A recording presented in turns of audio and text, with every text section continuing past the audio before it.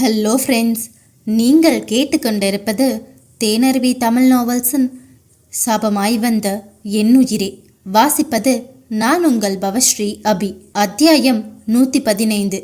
விஜயின் நாட்கள் அவன் சொன்னதைப் போல மயக்கத்திலிருந்த அனாமிகாவை அவளது பெற்றோர்களுடன் அவளுடைய காரிலேயே ஏற்றிக்கொண்டு அருகிலுள்ள அவர்களது கெஸ்ட் ஹவுஸுக்கு சென்றார்கள்.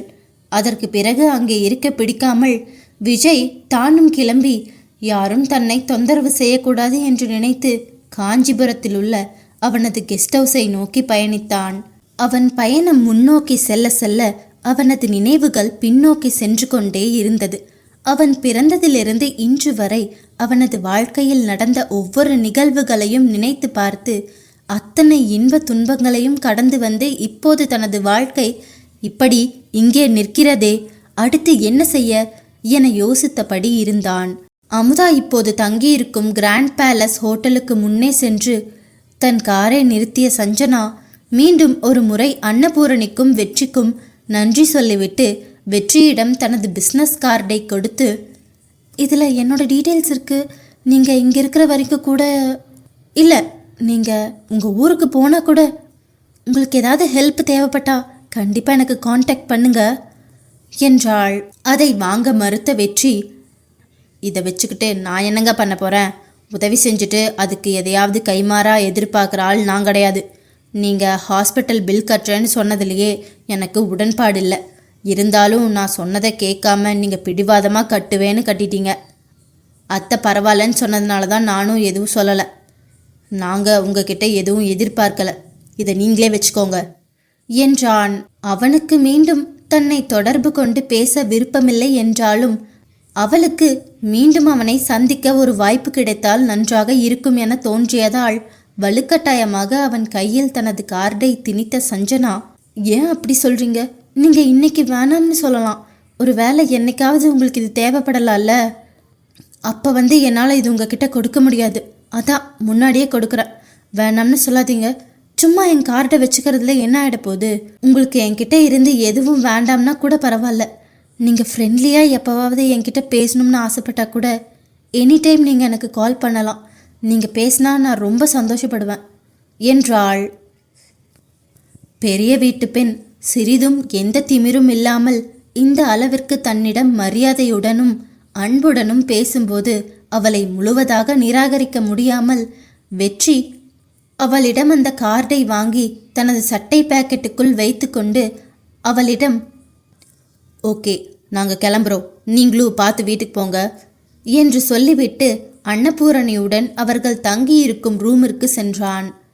வெற்றியின் கையில் அடிபட்டு இருப்பதை பார்த்து பதட்டப்பட்ட அமுதா அவன் அருகில் சென்று அவன் கையை பிடித்து கொண்டு, ஏய் என்னாச்சு வெற்றி, எப்படி அடிபட்டுச்சு, இவ்வளோ பெரிய காயம் ஆகியிருக்கு, எனக்கு ஒரு கால் பண்ணி கூட சொல்ல மாட்டீங்களா, எப்படி உனக்கு இந்த அளவுக்கு அடிபட்டுச்சு என்று கேட்க, அது ஒன்றும் இல்லை, வரும்போது தெரியாமல் ஆட்டோவிலிருந்து கீழே விழுந்துட்டேன் என்று பொய் சொல்லி சமாளிக்க பார்த்தான் வெற்றி.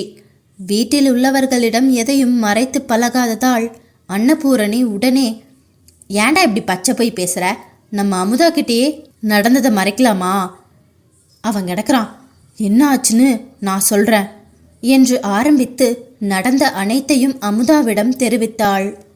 உடனே கோபப்பட்டு வெற்றியின் கன்னத்தில் கிள்ளிய அமுதா, தினமும் ஷூட்டிங் பார்க்கறதுனால உனக்கு என்ன பெரிய ஹீரோன்னு நினப்பா, நிஜத்தில் பொறுக்கி பசங்க கூட எல்லாம் சண்டை போட போகிற, உனக்கு ஏதாவது ஆச்சுன்னா நாங்கள் என்னடா பண்ணுறது, கொஞ்சம் கூட எங்களை பற்றியெல்லாம் யோசிக்கவே மாட்டியா நீ, அந்த பொண்ணுக்கு ஹேண்ட்பேக் தான் போகும், உனக்கு ஏதாவது ஆகிட்டா எங்கள் மனசு எந்த அளவுக்கு வேதனைப்படும்னு நீ நினச்சி பார்த்துருந்தா இப்படியெல்லாம் பண்ணியிருப்பியா, எவ்வளோ தெருவில் போகிற ஒருத்திக்காக கத்தி குத்து வாங்கணும்னு உனக்கு என்ன தலையெழுத்தா என்று கேட்க, ஏய் கில்லாதடி வலிக்குது, ஏற்கனவே கைவலி ஒரு பக்கம், இதில் நீ வேற என்று சொன்னான்.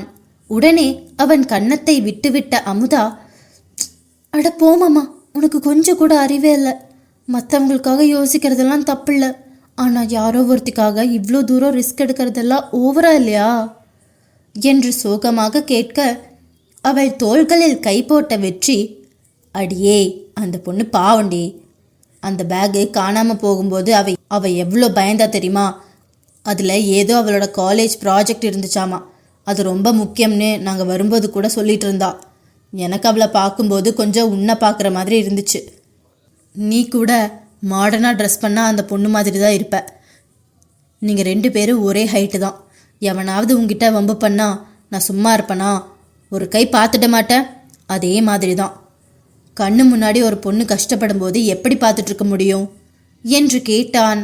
தன் மீது இருந்த அவன் கையை தட்டிவிட்ட அமுதா, உனக்கு நானும் எவ்வளோ ரோட்டில் போகிற இன்னொருத்தையும் ஒன்னா என்று கேட்டுவிட்டு அவனை முறைத்து பார்த்தாள். அது எப்படிடி ஒன்றாக முடியும்? யாரோ ஒருத்தியும் ஏன் அம்முவும் ஒன்னா? நீ மட்டும்தான் எனக்கு எப்பவுமே ஸ்பெஷல். ஏன் அது உனக்கு தெரியாதா என்று கேட்ட வெற்றி செல்லமாக அவள் கன்னத்தை பிடித்து கிள்ளினான். போதும் போதும் நடிக்காத மாமா. எங்களை பற்றியெல்லாம் யோசிச்சிருந்தா நீ இப்படி பண்ணியிருக்கவே மாட்ட. என்கிட்ட பேசாதப்போ. எனக்கு இப்படி உன்னை கையில் கட்டோட பார்த்தாலே கோபமாக வருது என்ற அமுதா அவள் முகத்தை திருப்பி கொண்டாள். ஏய் என்னடி இதுக்கெல்லாம் கோச்சிக்கலாமா? எனக்கு என்ன இதுக்கு முன்னாடி அடிபட்டதே இல்லையா? இதெல்லாம் சின்ன காயண்டி, சீக்கிரம் சரியாயிடும் என்ற வெற்றி அவள் பின்னே சென்று அவளை சமாதானப்படுத்த முயற்சி செய்து கொண்டிருந்தான். அவர்கள் இருவரையும் பார்த்து சிரித்து கொண்டிருந்த அன்னபூரணி, ஆளுதான் வளர்ந்துருக்குதுங்க, ஆனால் இன்னும் சின்ன வயசில் இருந்த மாதிரியே சண்டை போட்டுக்கிட்டு திரியுதுங்க. இதுங்க 2 பேருக்கும் கல்யாணம் பண்ணி வச்சா எப்படி பொழப்பு நடத்த போகுதுங்களோ தெரில என்று நினைத்தாள். சில மணி நேரங்களுக்கு பிறகு காஞ்சிபுரத்தில் உள்ள தனது கெஸ்ட் ஹவுஸிற்கு சென்று சேர்ந்த விஜய் அவனுக்கு மிகவும் ஸ்ட்ரெஸ்ஸாக இருந்ததால் குடிக்கலாம் என நினைத்து தினேஷை அழைத்து அவனுக்கு பிடித்த மதுபானங்களில் பெயரையெல்லாம் சொல்லி அதை வரவழைக்க சொன்னான். அவனும் அதை செய்துவிட பாட்டிலை கையில் எடுத்து வைத்து பார்த்து கொண்டிருந்த விஜய்க்கு திடீரென அமுதாவின் ஞாபகம் வந்தது. உங்ககிட்ட நானும் அமுதாவும் ஸ்டே பண்ணுறதுக்கு நல்ல லொக்கேஷனாக பார்க்க சொன்னனே, அது என்னாச்சுன்னு பார்த்தியா என்று தினேஷிடம் கேட்க, பார்த்துட்டேன் பாஸ்.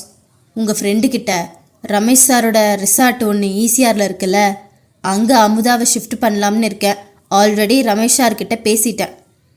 அவர் எந்த பிரச்சனையும் இல்லை, நான் பார்த்துக்கிறேன்னு சொல்லிட்டாரு.